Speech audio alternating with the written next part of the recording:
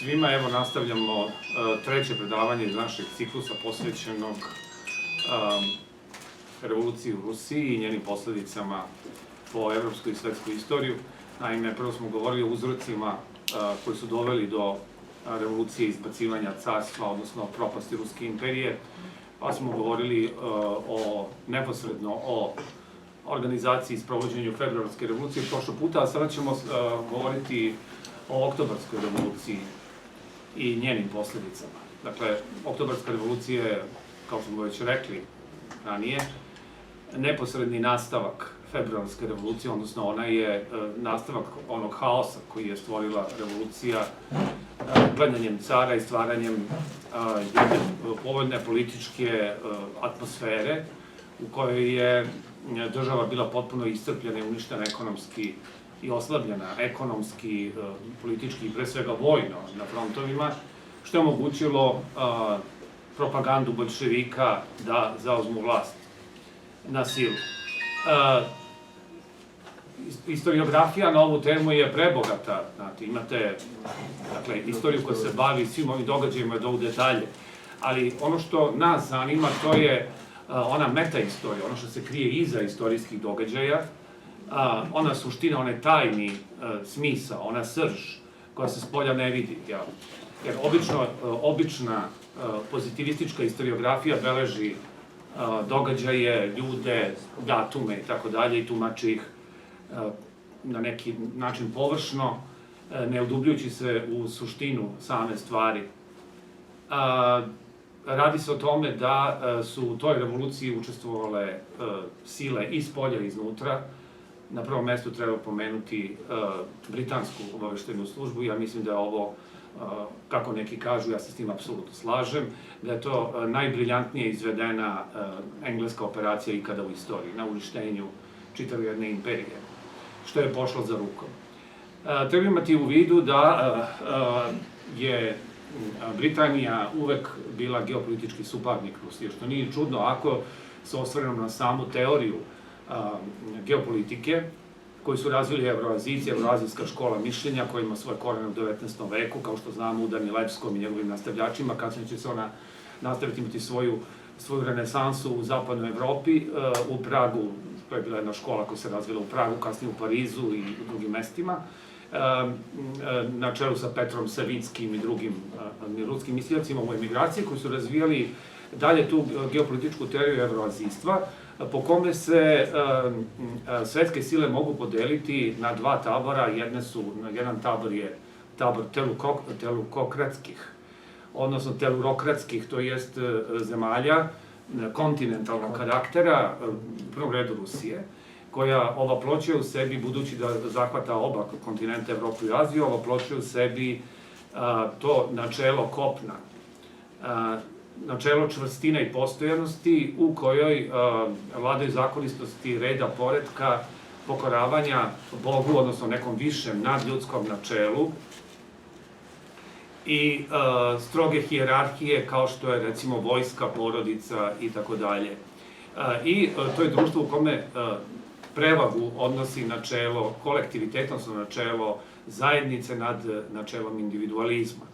Na zapadu pak imamo vrhunac njenog razvoja oličen u anglosaksonskim državama takozvanog talasokratskog tipa. To su pomorske civilizacije koje su naslednice nekada bile imperijalnih sila, pre svega antički Fenikije, drevne, i kasnije se razvijala, ta ideja se razvijala kod italijanskih pomorskih država i prešla je pre svega na Britaniju, da kao prva pomorska sila dostigla svoj vrhunac u 19. veku, da bi kasnije u 20. veku ova talasokratska moć prešla na Sjedinjene Američke Države, koje predstavljaju kvintesenciju razvoja celog zapada i prvenstveno talasokratsku silu u sveta.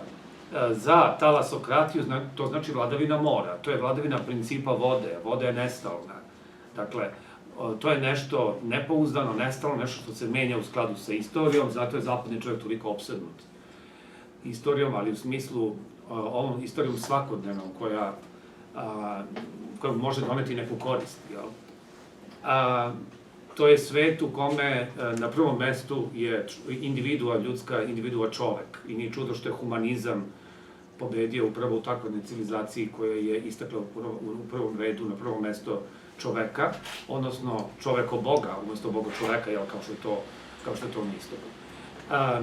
Kako istakao niz geopolitičara, mada je sama geopolitika kao nauka nastala u Nemačkoj, što je opet vrlo zanimljivo, obzirom da Nemačka se nalazila u specifičnom položaju, ona je tek u drugoj polovini 19.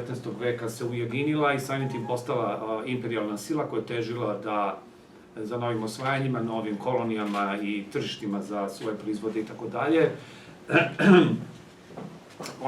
Nemci su razvijali tu teoriju odnosa između prostora i geografije, koja je oličena u geopolitici, kod Racela i drugih. Kasnije to razvio, recimo, Mackinder u Engleskoj, po kome je označio centar Evroazije, odnosno azijskog ogromnog prostora, kao Heartland ili središnju zemlju, na čijem obodu se nalazi Rimland ili ivični prostor, za razliku od pomorskih sila s druge strane Atlantika, uključujući i Britaniju. I smatrao je da, to je bila njegova formula, da onaj ko vlada srcem Evroazije, to je centralni prostor, Heartlandom, vlada svetom. Što znači da su Britanija i Amerika imaju tu dužnost, odnosno da je njihov zadatak da ovladaju tim centralnim prostorom. I onda znači da vladaju svetom, jer kao što znamo, svaka ambicija, svake velike sile u istoriji bila apsolutna vlast nad svetom, zato i postojale su velike imperije.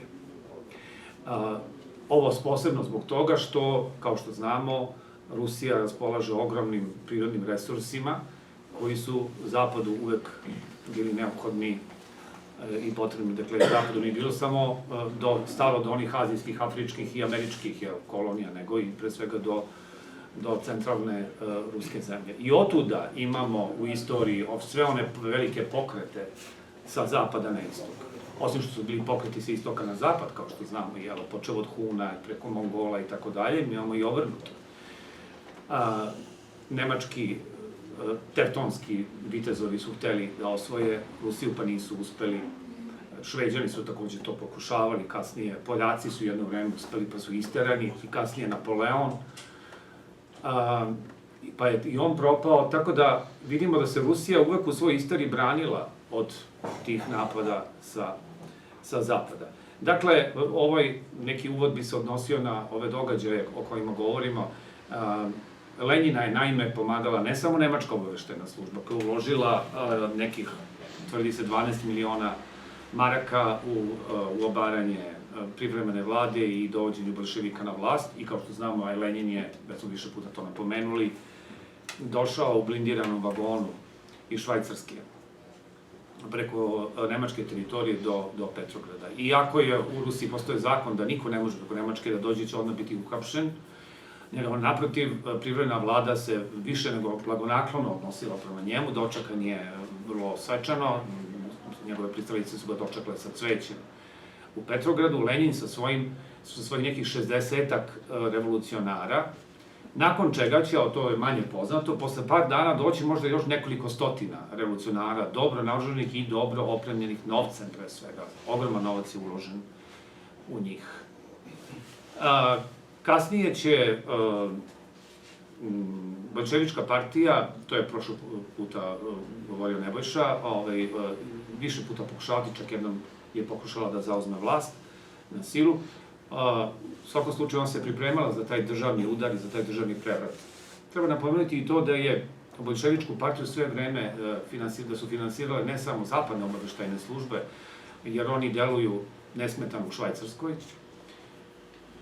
Tobože, Lenjin je bio advokat, mada jedva da se i bavio, to je bio privid da sam bavio nekom advokaturom. On je bio izdržavan, bio je dobro plaćen i radio je na stvaranju revolucije. Njega je takođe i njegov list je finansirala i japanska obaveštena služba, takođe. Tako da su mnogi bili zainteresovani, vidimo sad i Japan na dalekom istoku, za slabljenje i propast i kasnije komadanje Rusije. To je bio njihov glavni cilj. Zašto je privremena vlada ovo činila? Zašto je svog neprijatelja gajila? Sve vreme je dozvoljavala. Pa zato što je ona sama bila ucenjena i sama je bila pod uticajem, ne samo pod uticajem zapadnih centara moći, nego su je one direktno i finansirale i održavale na vlasti. Kao što su u ostalom, eto, i Bele armije, odnosno dobrovoljačka armija takođe, koja koliko god je ona bila patriotska i želela je povratak stare Rusije i borila se protiv bolševizma, ona je takođe izgubila zahvaljujući tome što Zapad takođe finansirao i nije dozvolio da ističe taj monarhijski element koji je bio prisutan u Beloj armiji. U svakom slučaju, bolševici su zaista, eto, imali sreće.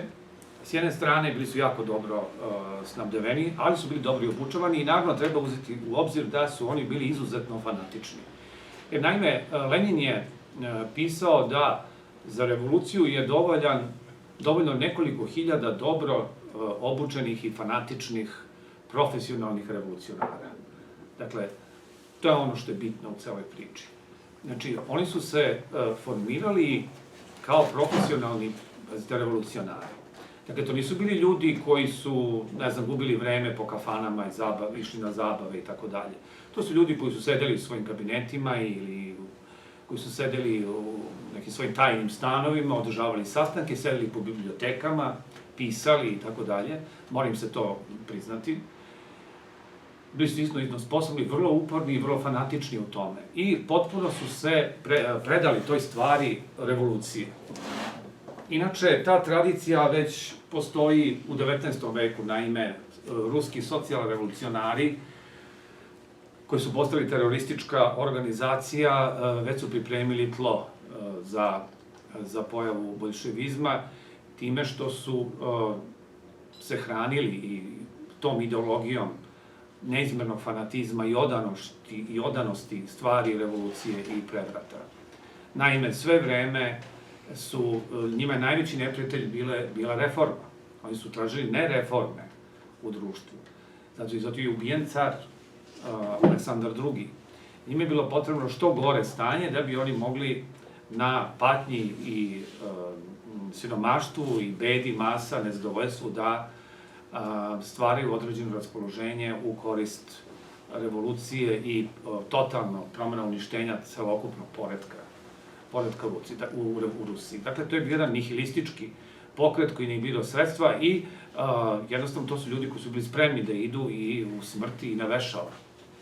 Setimo se samo Kaljajeva, koga sam ja pomenuo, koji je bacio bombu na velikog kneza Sergeja Aleksandrovića i koji je bio osuđen na smrt i on je se hrabro ponašao na sudu i rekao je: naučite se, gospodo, da gledate u oči revoluciji koja dolazi. Dakle, to su bili ljudi, to je bila atmosfera koja je rodila bolševizam. Istovremeno oni su bili veoma lukavi, veoma sposobni i zato su toliko dugo i vladali. Ne treba zaboraviti, ako pogledamo celu istoriju tog komunizma, tog komunističkog i socijalističkog perioda, sve do njegove propasti, oni su se održavali čas nasiljem, čas lukavom politikom privremenog popuštanja, jeli? Jer kad god bi shvatili da im vlast klizi iz ruku, da nekako ne mogu da reše probleme, onda bi jedno vreme malo popustili, da se opet ne učvrste na vlasti, a onda bi opet zaveli teror. Tako je bilo i u ovom slučaju. Dakle, svima je to poznato da je Lenin potpomognut sa strane, znači engleskom obaveštajnom službom, nemačkim novcem i tako dalje. Kasnije će to biti ogroman američki novac, naročito bankara sa Wall Streeta, pre svega Jakoba Šifa.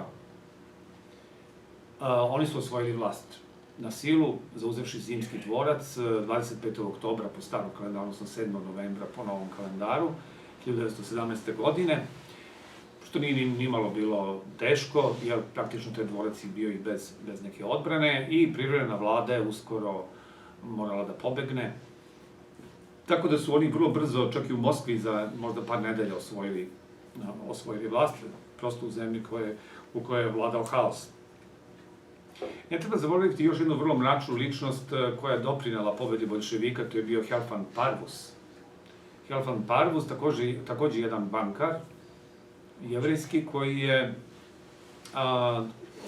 organizovao sve moguće razne prevrate u Evropi, sve moguće revolucionarne levičarske pokrete, koji je bio u vezi sa mnogim istaknutim predstavnicima politike toga doba, umetničkog sveta i tako dalje, koji je bio užasno bogat i priređivo je neki, ja mislim, od najčuvenijih orgija u Evropu, u svom zamku u Švajcarskoj, gde je dovodio najčuvenije, kažu, prostitutke Evrope.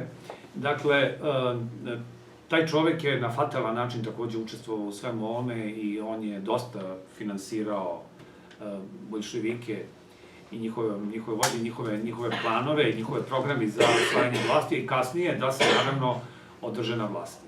Jer, kao što znamo, odmah negde nakon osvajanja vlasti izbio je građanski rat i došlo je do velikog sukoba unutrašnjeg u samoj Rusiji, koji je izazvao ogromne žrtve i koje se penju na milione. Naravno, to je jedna posebna tema koju će možda neko drugi govoriti o temi građanskog rata, ali samo ću ukazati na to da je politika boljševika od samog početka spajala jedan užasan teror, to je bio taj takozvani crveni teror, sa lukavstvom. Zahvaljujući opet nesposobnosti svojih protivnika da im adekvatno pruže otpor. O tome će možda nešto više Nebojša reći, ali je činjenica da je sam Trotski priznao da je Bela armija izgubila zahvaljujući tome što nije istakla ideju monarhije, ideju cara. Da su istakli ideju monarhije, naša vlast, rekao je on, bi propala za 2 nedelje, mi bismo izgubili. Napomenuo bih takođe da je osim ovih belih i crvenih postoji jedan vrlo zanimljiv treći front, interesantan, koji se malo zna, a to je crna stranka, to je bio Mahnov pokret u Ukrajini. Crna garda. Da, Crna garda se zvala, mada to Crna garda ima i u drugim zemljama, ali sa drugim ideološkim preznakom. Taj pokret je razvio, to je bio anarhistički pokret Mahna u Ukrajini, odnosno južnoj Rusiji, negde južno od Kijeva, čiji je centar bio mesto Guljaj Polje, koji su istupali i protiv boljševika i protiv dobrovoljačke armije, znači i protiv crvenih i protiv belih. I čas su ratovali sa jednim, čas sa drugim i oni su želeli u stvari neku vrstu seljačkog, ne države, pošto su bili protivnici države, ali neke seljačke samouprave koja ne bi imala nikakvu vlast. Znači da seljaci sami se odlučuju da uzmu zemlju koliko im treba, da je obrađuju i da nikom ništa ne odgovaraju i da žive onako kako su živeli. Uglavnom su to potomci nekadašnjih kozaka, koji su zadržali tu svoju svest o slobodi i tu neku svoju anarhičnu prirodu i prvo zbog toga što je nakon onih ratova koje je Rusija vodila protiv Turske, njihov značaj se izgubio nekako, znači to je bilo pogranično područje i nakon toga jednostavno ti ljudi koji su ratnički bili nastrojeni ratničkog raspoloženja nisu imali gde prosto više da tu svoju ispolje te svoje sklonosti i onda su se okrenuli ka vlasti, odnosno okrenuli su tu svoju ratobornost protiv vlasti, protiv sistema, tako da su, kada su boljševici došli, su odmah krenuli da pljačkaju plemićka imanja, da ubijaju plemiće i tako dalje, bogate buržuje i slično. I jedno vreme je Mahno imao negde otprilike možda čak do 500.000 tih pobunjenika. Nažalost, on je takođe doprineo boljševičkoj pobedi zato što je u ključnim trenucima, naravno, boljševici smatrali da on ne pete, da ih treba uništiti, jer su smatrali da je anarhizam nešto što u sadašnjoj etapi takozvanog ratnog komunizma i budućeg izgradnje sovjetske, odnosno komunističke države, da je to nešto što je nespojivo. Međutim, oni su iz taktičkih razloga smatrali Mahnovce svojim saveznicima u borbi protiv belih. I tako je i bilo. Kada je Denjikin nadirao prema Moskvi, oni su u ključnim trenucima spasli boljševičku stvar, odnosno Crvenu armiju, pomogli su. Isto tako je bilo kada je propala Denjikinova ofanziva, kada je došao mnogo sposobniji Vrangel. Vrangel se našao negde oko 200 km pred Moskvom i praktično boljševici su bili pred padom i onda je hitno stigao telegram iz Kremlja da se odmah stupi u pregovore sa Mahnom, sa tim Mahnom ili Batkom, kako su ga zvali, njegov jeste, Nestor Ivanović Mahno, i da obećali su mu sve moguće privilegije i tako dalje, da će dobiti, i on je na to naivno pristao i pomogao je boljševicima i udario je s leđa Beloj armiji, koja je naravno morala nakon toga da se povuče, i tako je praktično Bela armija, odnosno kontrarevolucija je tu doživjela svoj kraj. Na kraju će naravno i oni doživjeti svoj kraj, će svi biti skoro pobijeni, s tim što se Mahno jedva uspio da se spase najpre u Rumuniju i pobegao sa svojim pristala u Poljsku i na kraju je završio život, umreo u Parizu. U svakom slučaju, treba istaći to da su boljševici odmah nakon preuzimanja vlasti vrlo veštom politikom, dakle ne samo isključivo terorom i nasiljem, učvrstili vlast time što su naivnim masama izbacili parolu, odnosno doneli su dva dekreta, to je dekret o miru i dekret o zemlji. Naime, dekret o miru, to je Nebojša prošli puta govorio, vladalo je veliko nezadovoljstvo na frontu koje je uništila praktično politika privremene vlade, omogućivši da se širi antiratna propaganda i front se praktično raspao. I ljudi su želeli da se vrate kući, nisu više hteli da ratuju i Lenjinu je odgovaralo, kao i Nemačkoj, da se sklopi separatni mir, što je i učinjeno kasnije, 18. godine, ja mislim, u Brest-Litovsku. Vraćanje duga. Da, vraćanje duga, da, i Nemci su jednostavno izbacili Rusiju iz rata i čak dobili neke teritorije. Isto kasnije su ušli čak i u Kijev i tako dalje, gde se formirala nezavisna ukrajinska država sa Petljurom na vlasti. I drugo je dekret o zemlji, gde je seljacima data zemlja. To jest, seljacima je data sloboda da mogu da zauzimaju plemićku zemlju i da otimaju. I da uzmu koliko im treba. Kasnije će naravno seljaci to platiti. To jest, seljacima će biti ta zemlja oduzimana i bit će onaj užasan otkup, surovi u godinama građanskog rata, kada su seljacima uzimali skoro svu hranu i su umirali od gladi. Pa nakon onog perioda NEP-a, takozvano, kada su boljševici morali da popuste, kada su shvatili da će sovjetski sistem doživjeti potpuni ekonomski kolaps, oni su neko vreme dozvolili iz taktičkih razloga taj neki državni, uslovno rečeno, kapitalizam, da bi priroda mogla da se oporavi, onda je Staljin 31. 2. 3. doneo onaj zakon o kolektivizaciji, to je krvove kolektivizaciji, u kojoj je pomrlo preko 15 miliona seljaka od gladi.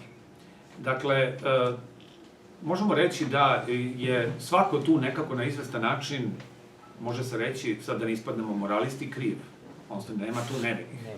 Čak i crkva je u početku bila ćutala kad je car pao. Naravno, tu ima i razloga zašto. Setimo se one priče o tome da je crkva nije imala samostalnost, bila potpuno podređena državi, da patrijaršija bila ukinuta, da je taj Petrovski period upropastio crkvu, jednostavno koja nije imala slobodu delovanja u narodu, i da je praktično crkvom upravljao jedan činovnički organ koji se zvao sinod na čelu sa ober prokurorom, i da je praktično uprava crkve postala samo jedan deo državnog aparata. Ona nije uspela u tom haosu da povede narod. I to je ono što je strašno. Ateizam je već počeo da zahvata i mase. I s druge strane, ni država nije uspela, ni carska, ruska imperija, o privremenoj vladi da i ne govorimo, da stvori bilo kakvu alternativu boljševizmu, bilo kakve snage koje bi se suprotstavile tom zlu koje je ugrožavalo sa svih strana.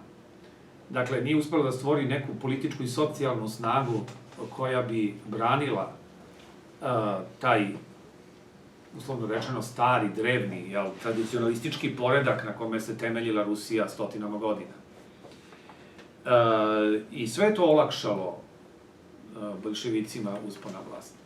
Ali ja bih napomenuo ovde jednu vrlo čudnu stvar koja je onako paradoksalna i koja je nekima pala u oči, na primjer Duginu, koji o tome piše, da je istog trenutka gotovo kada su topovi sa Aurore počeli da pucaju po Zimskom dvorcu, negde sutradan, nakon njegovog pada, izabran je ruski patrijarh. To jest, negde posle Vaskrsa 17. godine počeo je sabor Ruske pravoslavne crkve, koji se nije održavao više od 200 godina. I koji se završio ponovnim vaspostavljanjem patrijaršije i prilikom kojeg je izabran patrijarh Tihon. To je, znači, jedna stvar gde se zapravo na čudesan način Rusija kao da se vratila sebi. Druga stvar je što su bolševici preneli prestonicu iz Petrograda, vratili u Moskvu. Jer kao što znamo, Petar je pobegao iz Moskve, jer nije želeo nikakvu uspomenu na Moskvu treći Rim. Dakle, on je bio potpuno, imao jednu svetovnu percepciju države, svetovno shvatanje države i monarhije i preneo na sasvim novi grad koji je bio sušta suprotnost ruskim i vizantijskim tradicijama. Zapravo to je u suštini jedan, ajde da kažemo, antiruski grad. I po arhitekturi i po svemu, potpuno zapadni. Dakle, na jedan čudan način bolševici vraćaju se narodnom tradicionalističkom principu, vraćaju prestonicu u Moskvu. Što je opet na neki način dalo odjeka u onom kolektivnom nesvesnom. Ne treba zaboraviti da mnoge stvari o kojima mi mislimo, razmišljamo, delujemo, da se obično odvijaju ne samo na nivou našeg ličnog, nesvesnog, nego i na nivou kolektivnog nesvesnog jedne nacije. I to je ono što je jako važno, što treba uočiti kada se govori o nekim, ili kada se tumače neki istorijski događaj i procese. I treće što bih ja istakao, to je isto čudesno pronalaženje ili obretenje ikone državna. Naime, odmah negde posle revolucije i posle pogubljenja carske porodice 1918. godine,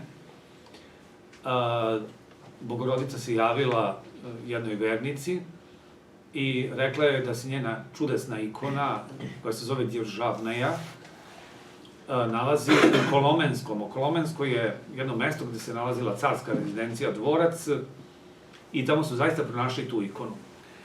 To Djeržavnaja znači ne samo ono u našem smislu državna, jer Djeržava znači i vlast i moć, najviša vlast i velika sila. Što znači da je praktično ta vlast i moć prešla na Bogorodicu. To jest, na toj ikoni je Bogorodica prikazana kako sedi na prestolu i drži znake carske vlasti. Što znači da je sada, umesto porodice i dinastije Romanovih, koja je uništena, sada Bogorodica postala carica Rusije. I ona sada drži vlast. Znači, ona drži tu sada u svojim rukama tu tajnu svetu Rusiju koja je s polja empirijski, istorijski nestala, ali koji se povukla negde u dubine. Dakle, u neku ilegalu. Kao što znamo, crkva je bila žestoko gonjena u Sovjetskom savezu i jedino su pravu veru održavali bilo katakombnici, bilo neki ljudi, monasi po svojim stanovima i tako dalje, i naravno Ruska zagranična crkva.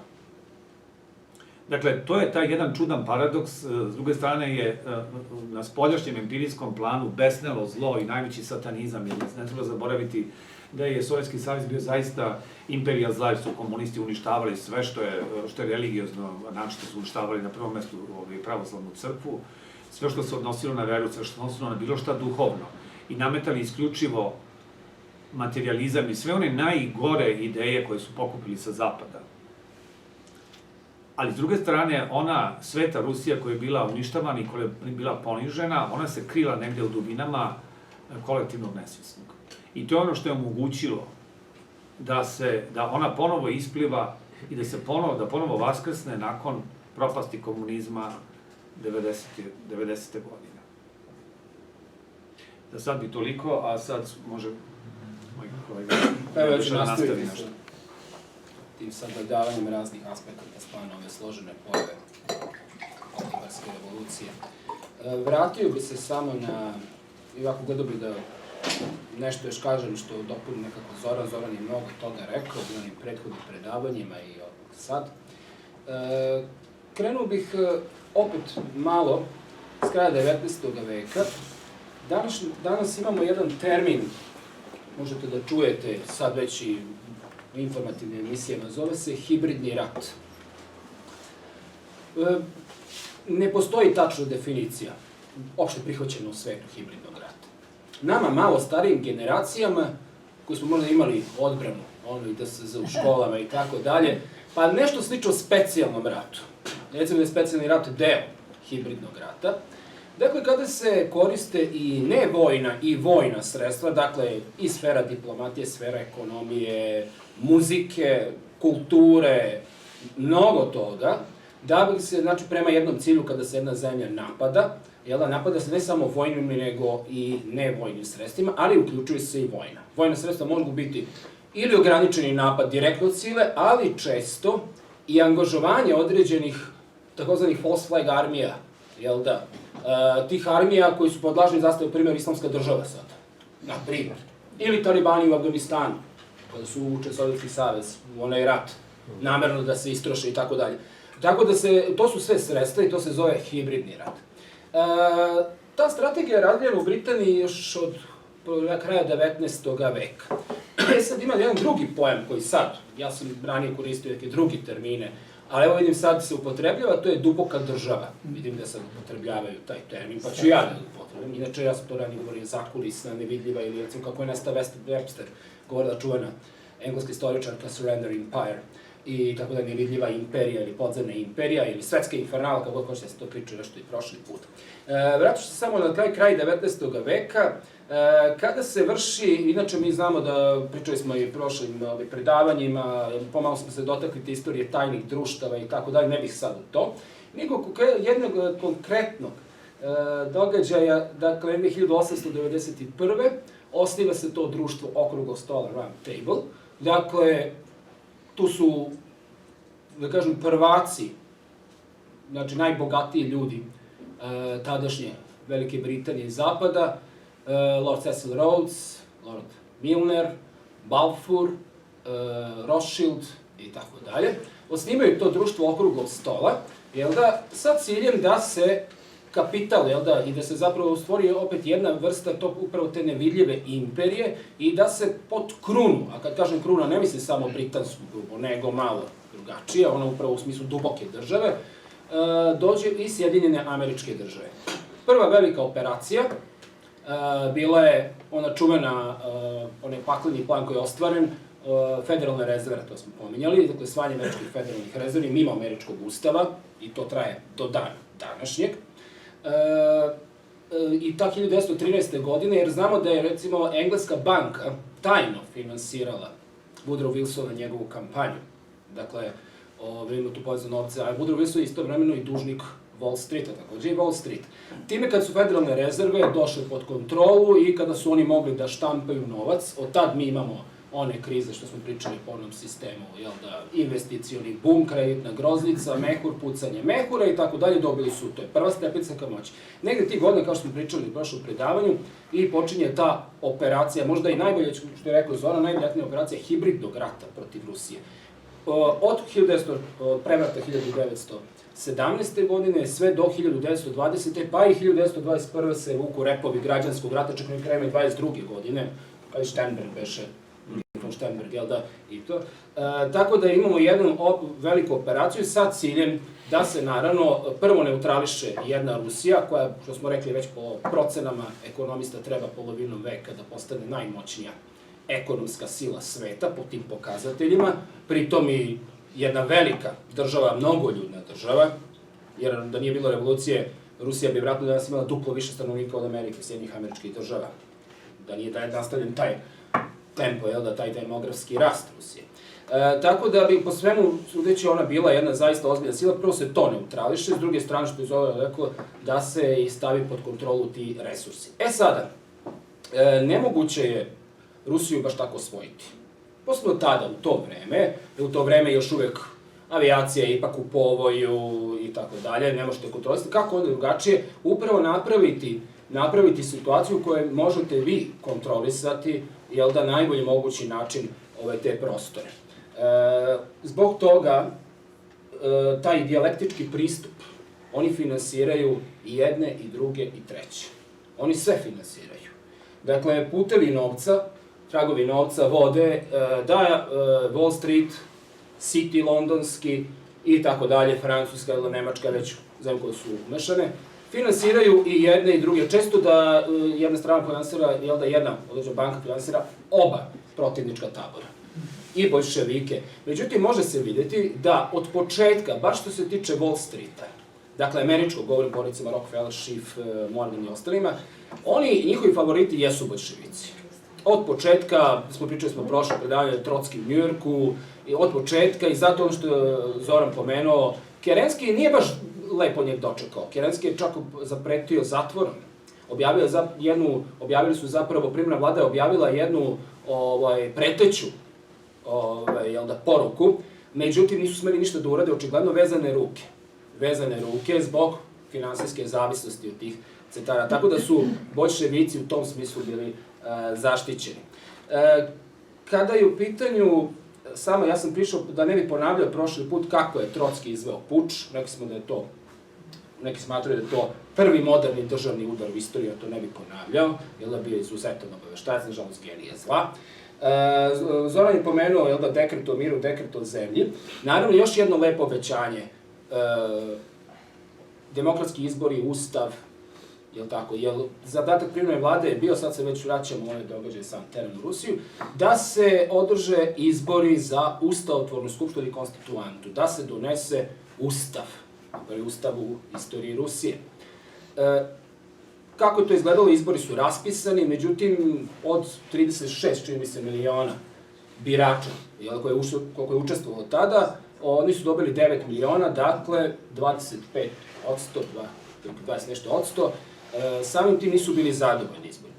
Međutim, sa pozicije sile koju su osvojili, oni su mogli, tako skupština se sastala i još brže rastala silom oružja, okružili su ih, isterali i tada Lenin uvodi onaj čuveni pojam, mi se sećamo starije generacije, iz marksizma, što smo imali marksističku filozofiju u školi, to je bio obavezan predmet, diktatura proletarijata. Da prevedemo zapravo diktatura Ruske komunističke partije boljševika, ništa drugo. Znači, diktatura jedne partije, jedne određene klike. I to je naravno uvod u taj strašni krvavi građanski rat, stvaranje crvene armije i tako dalje, u kojoj ja neću sad, ja sam i rekao da dalje neće biti čisto nabrajanje činjenice, fakat jer to možete uvijek da nađete u literaturi preko interneta, nego da više da pogledamo nekakve aspekte. Sada, što se tiče rata belih i crvenih, to je zapravo rat između februaraca ili februarista, kako god hoćete, i oktobaraca ili kako god volite da ih zovete. To je rat zapravo da. Nema tu ni jedno carističke opcije. Nekad se greši pa se kaže carska armija, ne. Prvo, ta armija bela sebe nije zvala tako. Tako su ih nazvali boljševici. Oni uopšte sebe nisu zvali belima. I to su boljševici naveli posle kao malo pežorativno, a zapravo je po ugledu na bele monarhističke trupe, zapravo koje su spontano nastale, za vreme Francuske revolucije, možda ste čuli pobunu Vendée, čuvena za kralja i tako da je Vendée je strašno stradala posle zbog toga od francuskih revolucionara koji su u pravom smislu reći preteče boljševika po zvestima koji su radili u Francuskoj. I njihova zastava je bila bela sa porukom za Boga, za kralja, čini mi se i tako dalje. I odatle Blanche i tako. Tako da oni sebe nisu tako zvali. Prvo, Denikin i neki bili su otvoreni. Prvo da vidimo, vođstvo belih, sećate se prošlog puta. Svi su zaverenici protiv cara sem Wrangela. Ili su uključeni ili simpatizeri. Denikin, Aleksejev, oni su i učestvovali. Aleksejev je sa ruskim generalima i kidnapovao cara. Šta više, Kornilov, čuveni Lavr Kornilov, on je uhapsio carsku porodicu, caricu i decu. Istog dana kada su oni u Pskovsku klopku napavili caru Nikolaju II. Prema tome, svi oni, sem Wrangela, Wrangel koji je nama poznat je Beogradu bio, oni su bili uključeni u zaveru. Neki od njih, istina, kasnije kaju se. Ali ne smeju da istaknu. Zašto? Zato što finansijski zavise od Zapada. Pa, na primjer, Wrangel, koji je važio da je iskren monarhista, jer je bio kozak i tako dalje, nije smeo, čak i on koji je srcem Osjećao, nije smeo da istakne jer bi se zamerio Francuzima. Znači, moralo je biti samo republikanska opcija. Recimo, armije Denjikina ili Kolčaka svirali su Marseljezu. Jedan vrlo bitan moment. Znači, kada ulaze oni u neki ruski grad, a svira Marseljeza, narod u čudu. Nije smelo. Denjikinovi čak, kontraobaveštajna služba je proganjala oficire monarhiste. Bože carija hrani se išlo u zatvor. Ako bi slučajno se izvela himna, išlo se u zatvor. I to onda vraća se ono što je rekao Trotski, najbolji kao poznat prilikom, zaista da je bila jedna tačka ujedinjenja u tom trenutku, čisto psihološki za vojsku, onda zaista bolševici ne bi mogli. Dakle, da prvo to razlučimo, jer često mi možemo pomisliti, a ovo je carska, ovo je ne. Takozvana Bela armija je, nažalost, da se bori za republiku, Rusiju kao buržoasku, ili demokratsku, ili već kakvu, republiku po ugledu na zapadne demokratije. Dakle, ne za cara.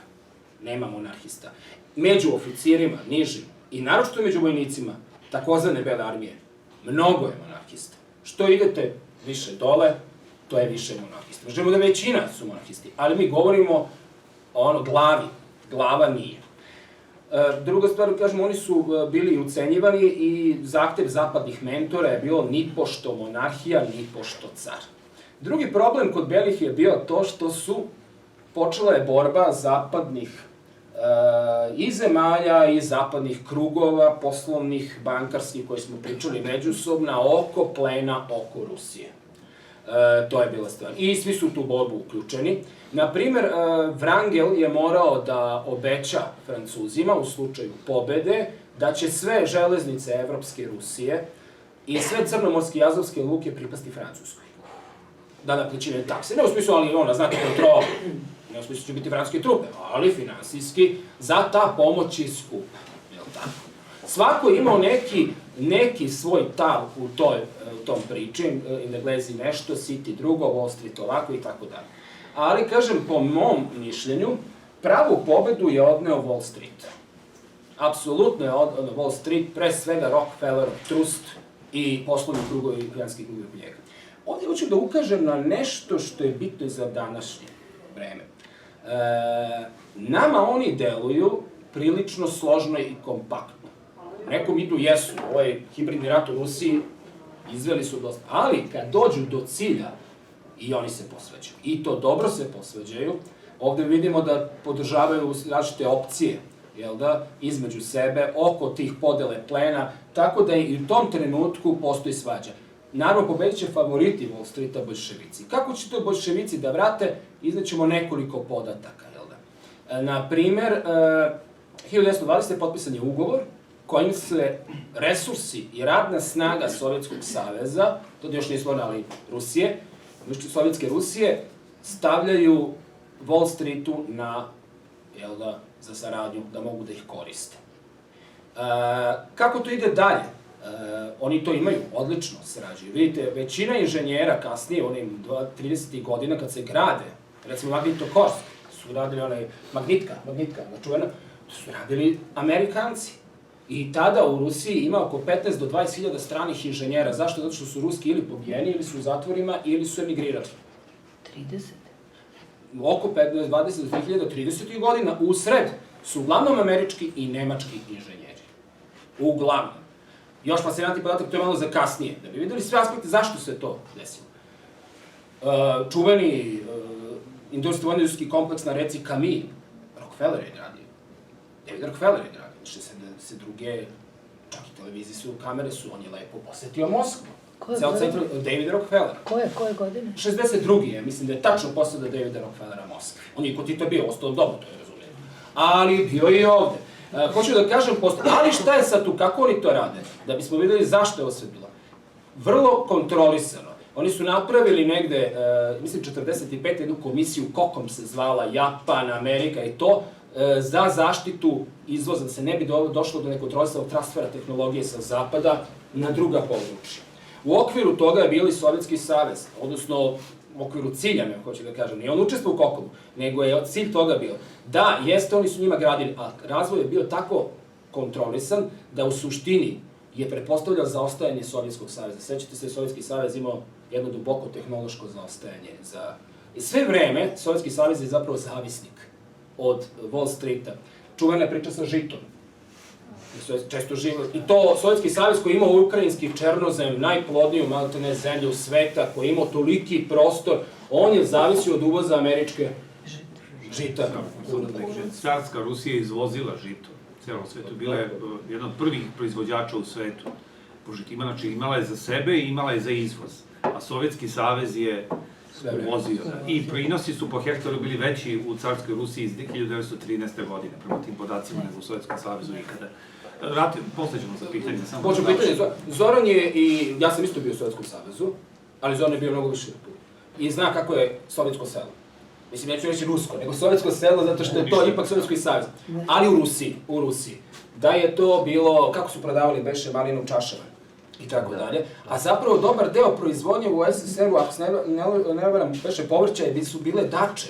To je jedno lepo što je bilo. Dače su njima pokrivale dobar deo, a dače je 6 stari, 6 stari, mali. U svakom slučaju, po svim parametrima, Rusija je bila pred Prvi svetski rat peta industrijska sila i trebala da postane prva.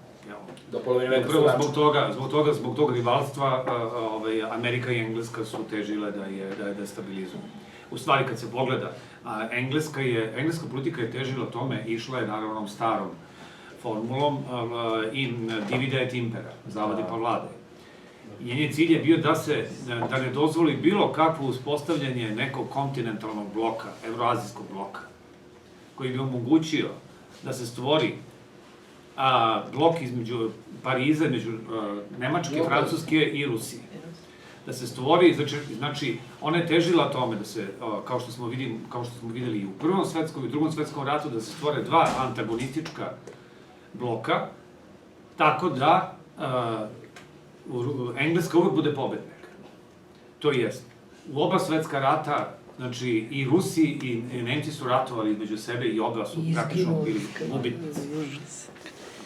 Jer i Rusija i Nemačka su praktično izgubile Prvi svetski rat, a u Drugom svetskom ratu Nemačka izgubila, Rusija je samo prividno, odnosno Sovjetski savez samo prividno pobedio, to je bila Pirova pobeda. Zapravo, plaćena je ogromna cena i kao što vidimo, nakon toga, nakon pola veka jednostavno i taj takav Sovjetski savez, odnosno ta Sovjetska imperija se vrlo lako i brzo raspala. I to je sve posledica te politike. Nego bih ukazao na još jedan moment koji je tu jako važan. Bolševici su se održavali na vlasti tako što su prodavali ogromna blaga Rusiji, znači ne samo sirovine. Jer politika Zapada je išla ka tome da, kao što sam rekao, da se Rusija jednostavno razbije na niz regija koje će oni moći da kontrolišu u ovoj ili onoj meri. Naravno, od te ambicije oni ni dan danas nisu odustali. I pošto to nisu uspeli, treba naravno reći, nota bene, da jedino ono što je pozitivno što se može reći o celokupnoj toj sovjetskoj istoriji jeste to što su oni ipak sačuvali uglavnom teritoriju Ruske imperije. Znači, nisu dozvolili njen raspad, ono što je hteo Zapad. Dakle, ispod tog boljševizma je ipak postojao jedna politička struja ispod površine koja je delovala ipak, uprko svemu, patriotski. Dakle, na površini smo imali onaj materialističko-marksistički, taj sloj koji je dostizao te krvavo-sadističke nivoje, odnosno spuštao se u te krvavo-sadističke varijante zla, ali s druge strane je postojala, naročito u vojno-obaveštenoj službi, takozvanoj GRU, postojala je jedna patriotska struja koja je težila tome da sačuva taj evroazijski karakter Rusije, da sačuva ruske prosvjede i da ne dozvoli raspad Ruske imperije, odnosno ruskih zemalja, odnosno velike evroazijske sile, i čak da okupi one zemlje koje su nekada pripadali, kao što znamo, posle Drugog svetskog rata, jednostavno Sovjetski savez je povratio mnoge teritorije, pa čak i priključio neke nove teritorije. Međutim, vraćam se na ovaj jedan detalj, kako su se bolševici održali, tako što su ogromna bogatstva prodavali u bescenje Zapadu. Međutim, tu treba uzeti u obzir isto ogromne količine zlata, carskog zlata. To carsko zlato je prikupljeno iz sredstava iz banaka i iz carskih rezidencija, odnosno iz carske blagajne. I ja mislim da se radilo o nekih, ne mogu tačno sad da se setim, od 5000 tona zlata, koje je izvezeno koje je išlo preko Švedske u Englesku. U Švedskoj je pretapano u poluge i zatim izloženo u Englesku i u Ameriku. Tako da su se i tu Britanija i Sjedinjene Američke Države obogatili od tog rata i zapravo oni su jedini pravi dobitnici od tih ratova, pobednici u oba svetska rata. Znači, radi se o ogromnoj količini tog zlata koji je oteto Rusiji. S druge strane, ne treba zaboraviti ni to, takođe, da su mnogi fondovi muzeja ruskih bili opljačkani, kao što je, na primjer, Carski ermitaž. Mi danas odlazimo i divimo se čega sve tu ima, međutim, to je daleko više toga nekad tu bilo. Oni su veliki broj umetničkih dela, ja ne znam sad tačno broj, ali jedan deo izuzetno vrednih dela prodali za novac zapadu, znači za oružje, za hranu i tako dalje, da bi mogli da se održe u borbi protiv belih i za učvršćivanje svoje vlasti. I treće, to je bila, osim, naravno, pomenuo sam onu krvavi otkup, pljačkanje seljaka i tako dalje, treba pomenuti ono čuveno otimanje crkvenih dragocenosti. Naime, Lenin je donao dekret da zbog gladi, eto, u Rusiji crkva mora da se žrtvuje, to je da se crkvi oduzmu njene dragocenosti. Jer ruske pravoslavne crkve su masovno, znači upadali su bolševici i otimali su ikone, svete utvari, odežde, sve što je bilo od zlata, srebra, dragog kamenja, sve što je vredelo je otimano i to je takođe prodavano zapadu. Oni koji bi se suprotstavili bili su streljani. Recimo, čuvena pobuna u Šuji, grad Šuja, nedaleko od Moskve, mislim, 100 kilometara, tamo se narod pobunio protiv otimanja crkvenih dragocenosti i Lenin je naredio surove represalije, jer mnogo ljudi bilo postreljeno. Inače, u revoluciji, u građanskom ratu je stradalo više miliona, to se ne zna, ali otprilike je, kažu, možda i 20 miliona ljudi pobijeno. Strašne su bile represalije nad svim onima koji su bili protiv sistema. Jer, pazite, komunistički sistem poznaje samo klasni rat, to je pozicija Marksove ideje, da je istorija zapravo istorija klasne borbe. Oni su smatrali da je najgori pravi neprijatelj svako one, ne samo ko je lični neprijatelj i politički neprijatelj, nego svako koji pripada nekoj određenoj klasi, po znacima navoda, buržoaskoj klasi. Recimo, ako je građanin, ako je, ne znam, trgovac, ako je intelektualac i tako dalje, čak ako je seljak, ako je sveštenik, ako je oficir, znači on je samim tim, po definiciji, neprijatelj sovjetske vlasti i treba ga uništiti. I to je što je. Lenin čak na jednom mestu kaže da za revoluciju nema nikakvih moralnih pregrada, nikakvih pravnih normi i ograničenja. Znači, za diktaturu proletarijata nikakve žrtve nisu male da bi se ona održala. I zato su sistematski uništavali tradicionalne ruske staleže. Rusija se ipak temelji na staleže. Znači, oni su prvo uništili plemstvo, pa posle toga uništavali su sveštenstvo i monaštvo, pa su uništavali trgovce, bogate ljude, bogate seljake, na kraju siromašnije seljake, takozvane kulake, jeste, uništavali su intelektualci, uništavali su ljude, fabrikante, znači sve one koji su bili imućniji, obrazovaniji, oni su, ko nije uspeo da pobegne u emigraciju, taj je bio osuđen, ili je morao da pobegne negde, da se skloni u neku od onih srednjeazijskih republika ili negde da ga niko ne vidi i ne zna i da krije svoje klasno poreklo, jer je uvek bio sumnjiv, jer je uvek pretila smrt. Dakle, to je ono što je bilo strašno, u stvari, što su oni ne samo, što je tu više miliona ljudi stradalo, nego je stradalo mnogo miliona najboljih ljudi. To je ono što su oni izgubili najkvalitetnije ljudi. I sad, ako uzmemo u obzir još i stradanje u Drugom svetskom ratu, gde je takođe mnogo stradalo, više od 20 miliona, onda vidimo razmere katastrofe koje je njih pogodilo. Dakle, danas Rusija koja ima, ja ne znam koliko, nešto preko 100 miliona, 130 miliona stanovnika, 130-140, ona je trebalo da ima preko 600 miliona stanovnika. Kako su predviđali demografi u geografiji ruski u 19. veku, na primjer, Danilevski je to napisao. Dakle, tu vidimo kakva je to tragedija. Velika nesreća. Sad usadim na ovo što je Zoran rekao za u vezi konfiskacije, recimo, crkvene imovine. Sačuvana je ta, dobro, to je dekret Lenjinova, sačuvana je i direktiva, njegovo naređenje koja je tajna, bez kopije. Znate, ona je bez kopije išla i strogo ide ne kopirati. Gde on otvoreno kaže, ja ću samo malo parafrazirati, kad su već došli su do toga da jedu jedni druge.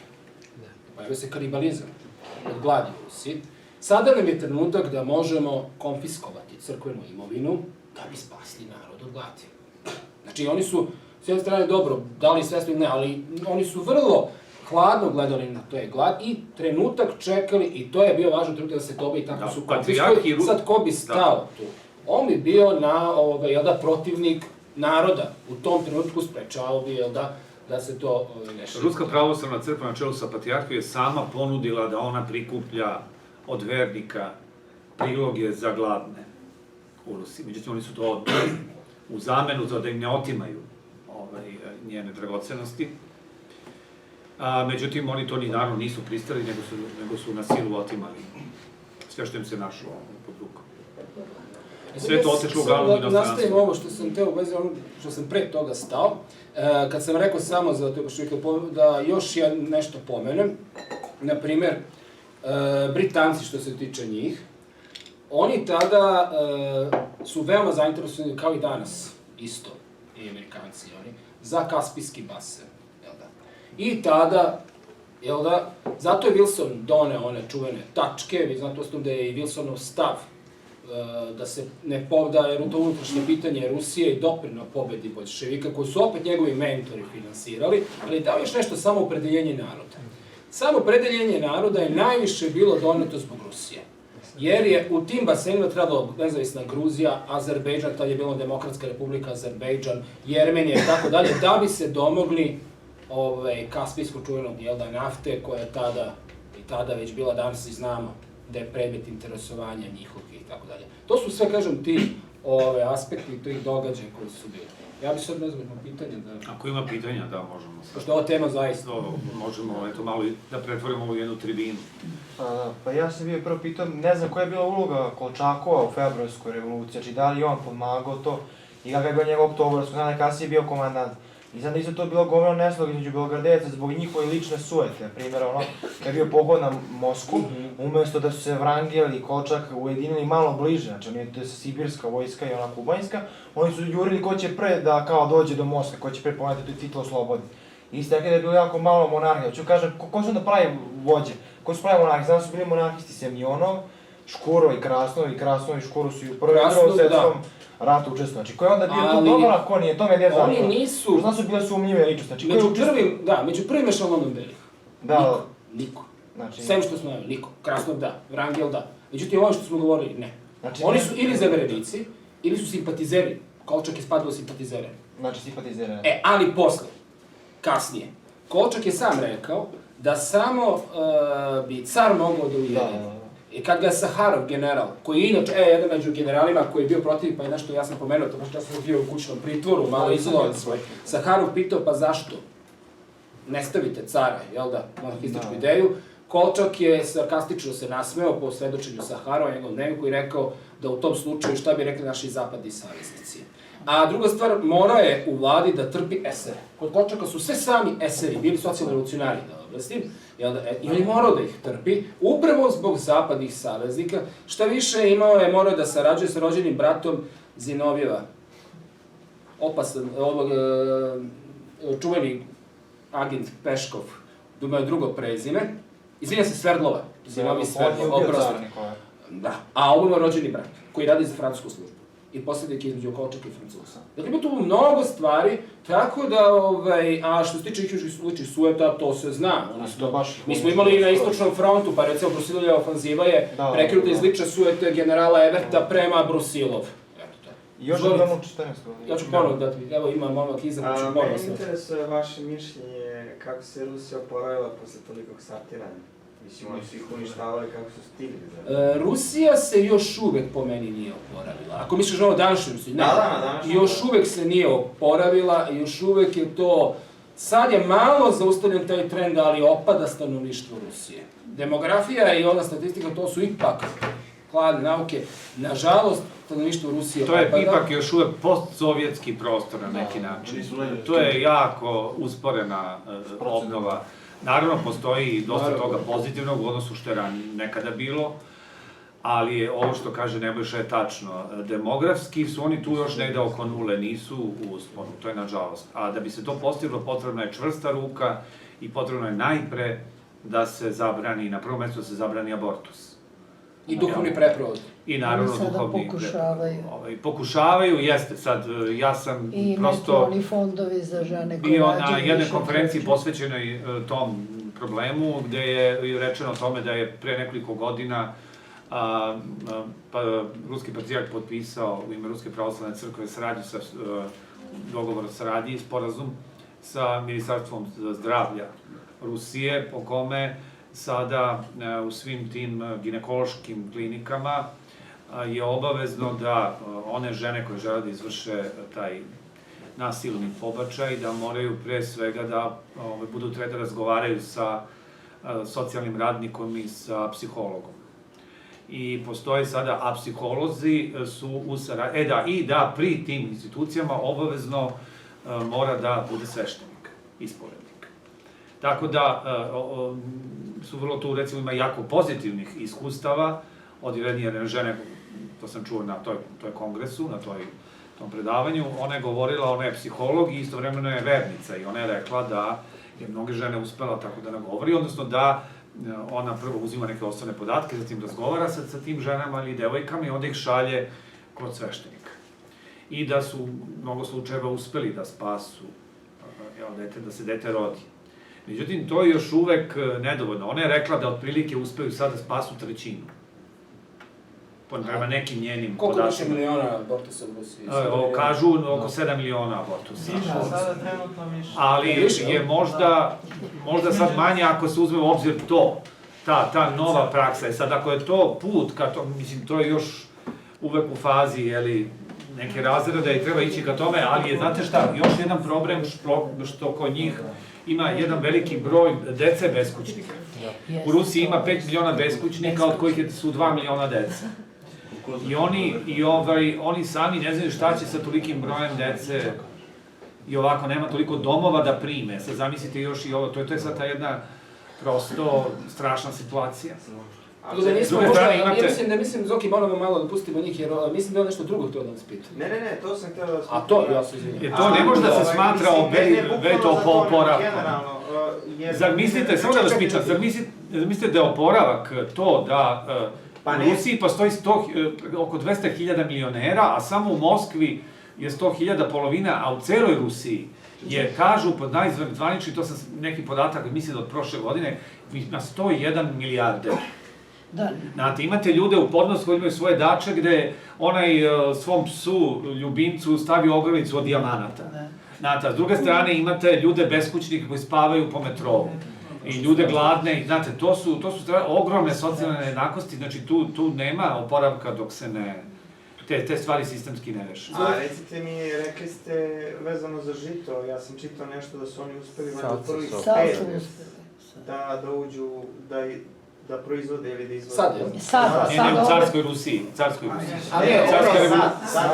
Sad su počeli. Sada, ali u Sovjetskom savezu su zavisi od američkog. Jeste, to što se izvozili iz Amerike i Kanade. Možemo reći da su oni uspeli da se... Pa nešto jeste urađeno, ali još uvek mnogo ima problema. Da, samo da kažem jednu važnu, vrlo zanimljivu stvar. Stalin je, zato što je ima osjećaj za istoriju, zato što je bio krvavi diktator.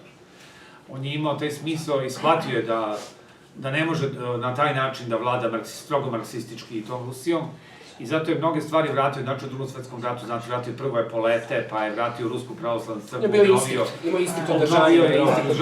obnovio Rusku pravoslavnu crkvu, patrijaršiju i tako dalje, pustio sve sveštenike koji nisu pobijeni, jeste prvo rušio, onda posle puštao iz zatvora, iz logora i ono što je važno, pazite, kad su bolševici došli na vlast, oni su dozvolili potpunu polnu slobodu i raspuštenost. I dozvoljen je bio abortus. Ono što je strašno, ja sam naveo podatak, 1913. godine, prema podacima Svetog sinoda, bilo je svega 4.000 razvoda. Na celoj teritoriji Rusije, znači, bilo je 97 miliona pravoslavnih, na 97 miliona pravoslavnih bilo je svega 4000 razvoda te godine. A posle toga, razvod i brak smatralo se nešim besmislenim. Svako ko se registruje kaže mi hoćemo da živimo zajedno, on se registruje i to je, može da bude danas jeste, sutra nije. Tako da su praktično svi brakovi bili ili nepriznati, ili su bili divlji brakovi, ili su se vrlo brzo završavali razvodom. I naravno bilo je dozvoljen abortus. 35. godine Stalin zabranjuje abortus, pazite. Ili se smanjilo stanovništvo? I što je smanjila stanovništvo, kad su vidjeli da se stanovništvo smanjuje, Stalin je zabranio. I to je omogućilo pobedu, rađanje dece, ipak i pobedu, koliko toliko pobedu u Drugom svjetskom ratu i kasnije da se... Demografske obnove zemlje. Do 55. to je zanimljivo isto posle njegove smrti, kada je Hruščov ponovo dozvolio abortus. Nevjerovatno je da mi kod Staljina imamo povećanje stanovnika. Bez obzira koliko je to bio. Zato što je bio abortus zabranjen. Tu statistika nevjerovatan podatak. Da bi posle imali opet... Ne, pazite, u Rumunija imala najveći prirodni priraštaj od svih socijalističkih zemalja posle rata, jer je bio zabranjen abortus, iako su Rumuni živeli bedno. Rumuni su možda najsiromašniji bili od istočnoevropskih naroda u tom sovjetskom lageru, ali su najviše dece imali jer je bio zabranjen abortus. A čekajte, samo da vas pitam, mislim da... Zar nisu više pravoslavni na selu, a ateisti u gradovima u Rusiji? I samim tim više deci ima na selu, a u gradovima manje više. To je velika zabluda. Selo je uništeno i zbog toga da bi se preselilo stanovništvo iz sela u grad, zato što je Stalin gradio ogromne kombinate i ogromne industrijska postrojenja i trebalo je graditi to sve i trebalo je pretvoriti u proletarijat. A zašto? Marksisti, znači komunistima su seljaci neprijatelji broj 1. Zašto? Jer seljaštvo je glavno uporište stup tradicije. I tu se održava, trebalo je uništiti selo. Posle svesti praktično na... Zašto kolektivizacija? Oni su postali ili članovi kolhoza, kolektivne hajzjajstva, ili sovhoza sovjetske, znači državna dobra. To su bili praktično radnici u poljoprivredi, koji su još preostali. Ostali su prešli u gradove i postali industrijski radnici. Trebalo je proletarizovati. Zašto? Zato što komunistički sistem ne priznaje i ukida šta na prvom mestu? Privatnu svojinu. A ja sam govorio, ono što osnova ljudske slobode je privatna svojina. Tu čovek ima osnovu svoje slobode, znači da bude nezavisan od sistema, od države. Znači to je osnovna garancija njegovog opstanka. I to je ono što je omogućilo toliki ipak tu moć Zapada i zašto je Zapad pobedio u hladnom ratu. Upravo zbog toga što se temelji na tom osnovnom principu. Znači to je privatna svojina i lična sloboda. Tačno je, postoji naravno i manipulacija i sve drugo, da ne pričamo o tome, to je neka druga tema, ali osnovne ljudske slobode to je lična sloboda, politička sloboda i materijalna sloboda u vidu privatne svojine. Ako komunizam ne priznaje, ukida tu privatnu svojinu, a seljak ima zemlju u privatnoj svojini i on je opasan. Ali vi njega kad izbacite, kao što je kod nas bilo, masovno su seljake terali sa sela u grad, oko više miliona ljudi je prešlo pod Titom iz sela u grad i šta? Napravili su od njih proletere, znači radnike koji su sad, šta on nema ništa. On ima samo onaj posao, dobije neki stančić u nekoj betonskoj zgradurini, znate, sa tim malim sobicama, sa tim dobije da ima, eto, nešto osnovno, da ima platu, a i taj stan je dobio, znači nije njegovo vlasništvo bilo, nego je, kao što znate, on je plaćao kiriju, nego je to bilo stanarsko pravo, je se nosila stanarsko prava, znači nije praktično imao ništa. Znači, cilj je sistema komunističkog bilo da celo praktično stanovništvo pretvori u robove. I zapravo jeste, to je bilo sistem... Ja sam pročitao da je 70% Rusa u gradovima, a 30% na selu danas. Danas? Da, je to tačno. Vidite, ne znam ove najnovije podatke popisa. Ne znam, stvarno ne bih mogu da vam kažem. Uglavnom znam da je još gora situacija sada nego ranije, što se tiče propadanja sela. Ja bih samo jednu konstataciju, ako može, ne bi pitanje, na njegovo pitanje. Znači, između tada bolševičke Rusije i ove sad, nema nikakve razlike, niti se vidi bilo kakav oporavak sem u spoljnoj politici. Ni u crkvi, ni u duhovnom, ni u nacionalnoj nekoj svesti. Nikakve razlike. Vi ste bili, je tako? Ne, ja nisam bio, ali meni dolaze često ruski ovi navijači i onda mi kaže recimo prijatelj koji živi u Moskvi da radi za 600 eura, a onaj tamo koji recimo odakle pored neko selo gde je fudbalski klub Kaluga, da preživljava jedva u Rusiji sa 250 eura mesečno. Tako da nema nikakvog preporoda. Velike socijalne razlike i razlike između krajeva, odnosno kad uđete, pričali smo kad uđete sada, ja sam bio ranije u Rusiji, kad uđete u Petrogradsku oblast, što najcrnija se zove Leningradska oblast, grad je Petrovgrad, a Leningradska, kao da ste ušli iz šupe u Hilton. Pre toga je to užasno, su išli motorima. I kaže, isto tako kad ulazite u Podmoskovlje, u Moskovsku oblast, isto tako, a pre toga prolazite baš kroz siromašne krajeve, tako da je neravnoteženo. Prvo, socijalne velike razlike koje nisu dobre. I regionalne, tačno je. I regionalne. I tačno je ono što se može primetiti, to je nasleđe sovjetskog perioda.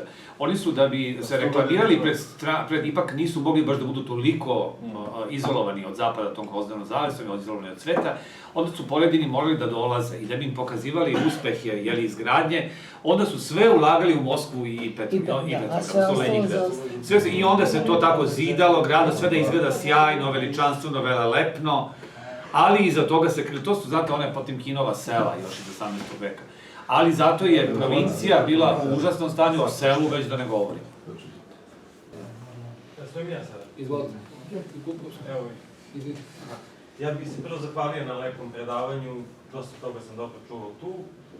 Baš me zanimalo onaj moment, recimo to mi je vrlo interesantno bilo ono kolektivnom nesvesnom o prelasku, o uzimanju Moskve kao centralnog grada i vraćanju tog trećeg Rima, to mi je vrlo zanimljivo, kao neki arhetip ruskog naroda.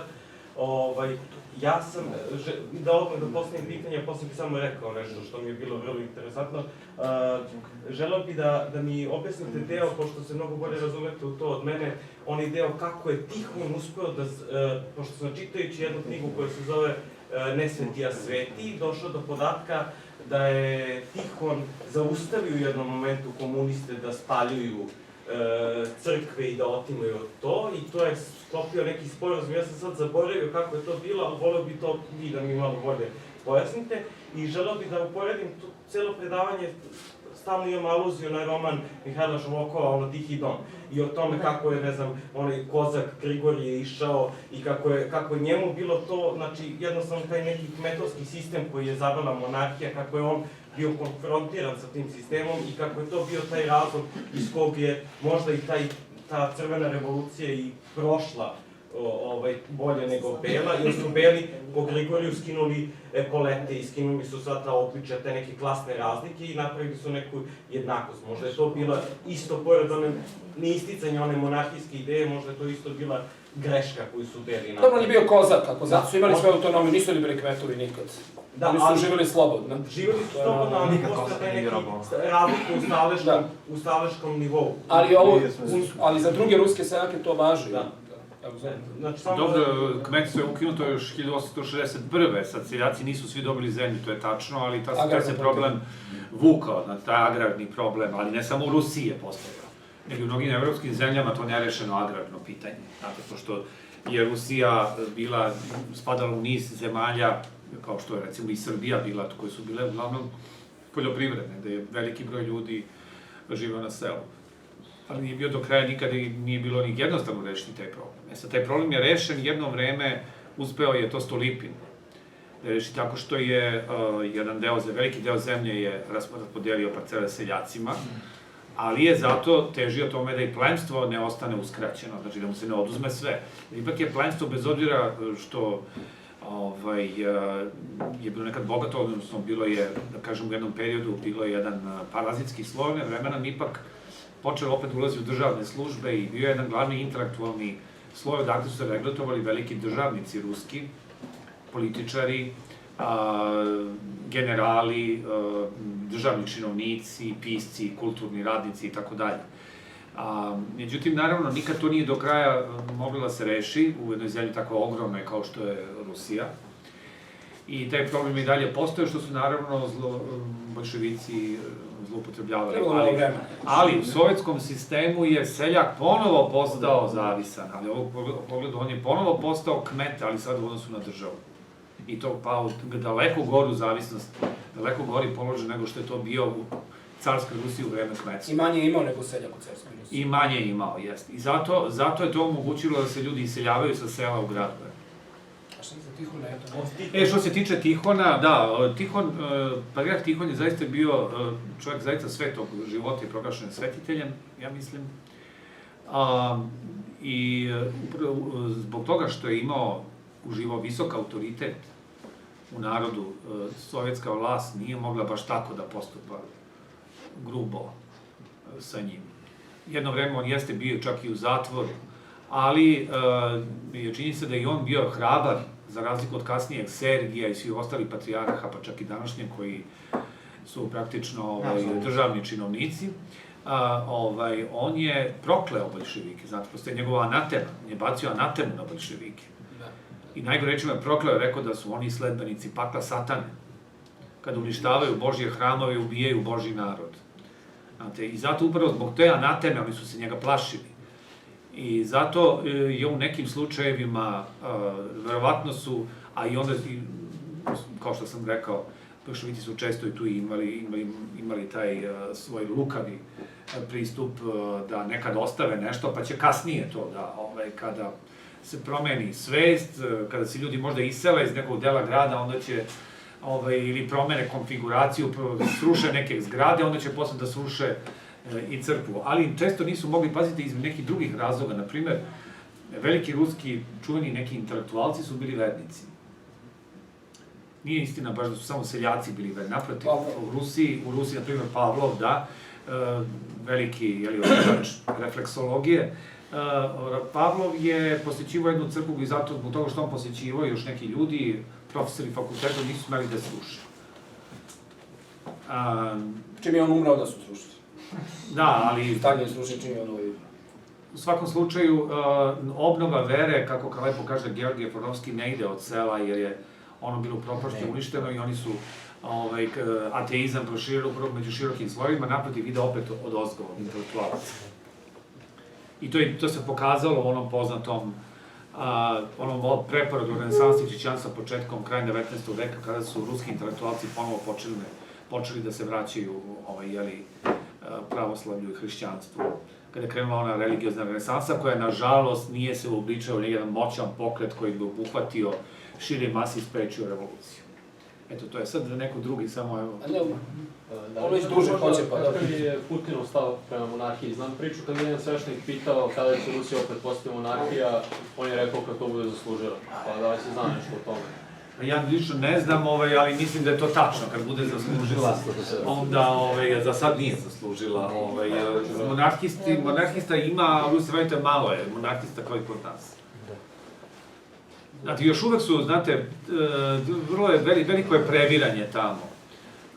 Uprkos tome što je Rusija se oslobodila komunizam, mnogo ima nacionalno osvešćenih ljudi, mnogo vernika, ima crkve se ponovo dižu, obnavljaju manastiri i tako dalje, ima obnovljen se ruski nacionalni duh, ali ima, znate, još uvek mnogo sovjetskih ljudi. Ima i pagana, ima svega, ima pagana, imate svega i svačega. Ajde ovo kao i kažem, pošto više puta pa će onda... Kakav je bio jevrijski lobi u oktobarskoj revoluciji, pošto Jakov Šiv isto je bio jevrej i on je rekao da je to najznačajniji događaj za jevrijski narod, čak značajniji događaj nego izbavak iz misirskog ropstva, opet iz Sverdlova je bio poreklom Židov. Pa skoro ceo komitet. I Lav Tricki, njegov pravi je bio Leonin Bronštajn, nikako veze. Lav Davidović Bronštajn. Da, tako je. Da, pa skoro ceo centralni komitet jesu...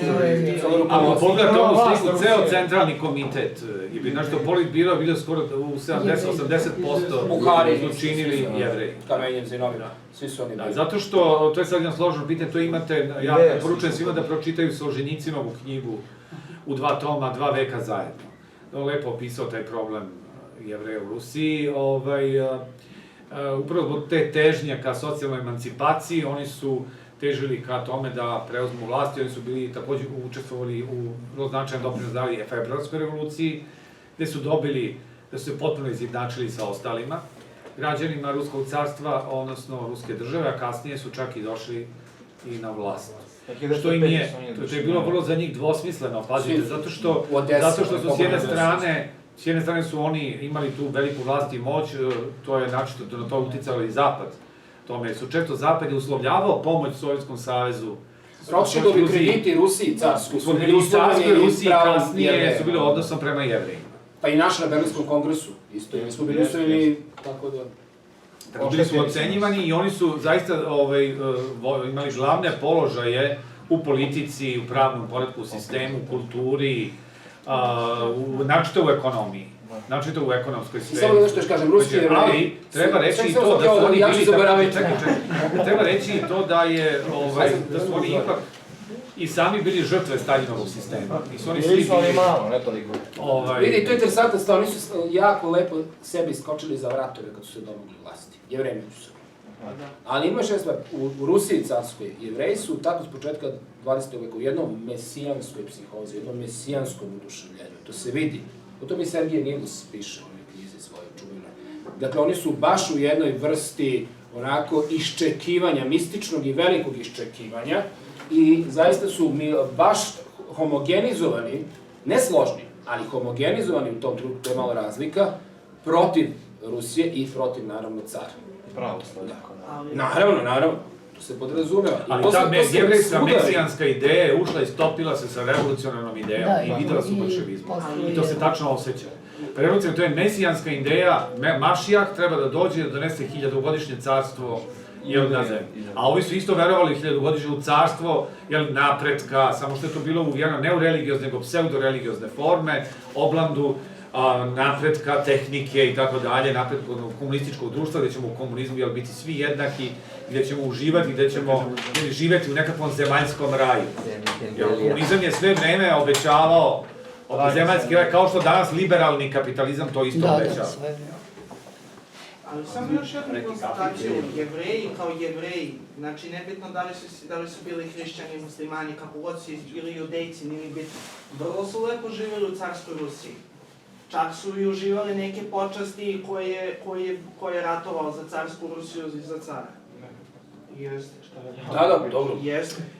Jedan sloj, da, bogatih Jevreja žive jako dobro, ali ne svi. Znate, oni su živjeli pod takozvanim, to je bila črta sjedlost, je se zvao, to je jedan deo koji je bio dozvoljenog naseljavanja granica. Zašto? Carska Rusija se bojala, zašto? Zato što su taj veliki broj Jevreja je dospeo u granice Carske Rusije nakon podele Poljske.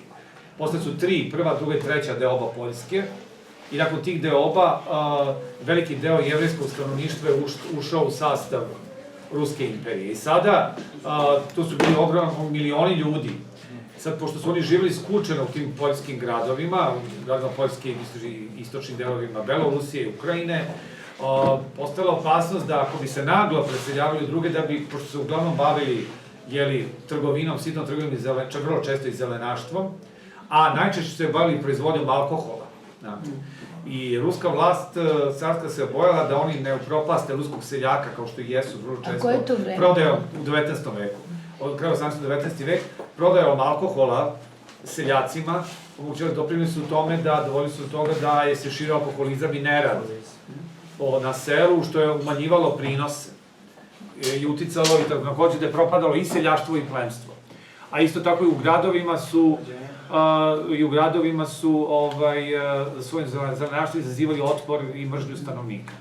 Vrlo često. I sad, da ne bi dolazilo do naglog do priliva, oni su pokušavali da ih emancipuju tako što bi se Jevreji izdvojili iz svojih zajednica koji su, tih tradicionalnih, na kojima su vladali ti njihovi kagani, kojima su oni bili potpuno predati, nisu imali nikakvu slobodu, kagani su bili sve i svja kod njih i oni su morali sve njima da plaćaju, daju novac i tako dalje, i oni su im raspolagali praktično njihovim životima i sudbinama.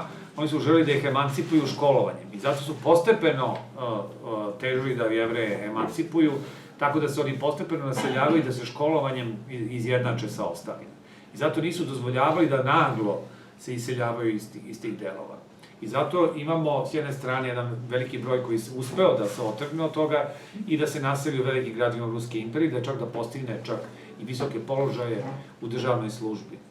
neki su čak i ministri bili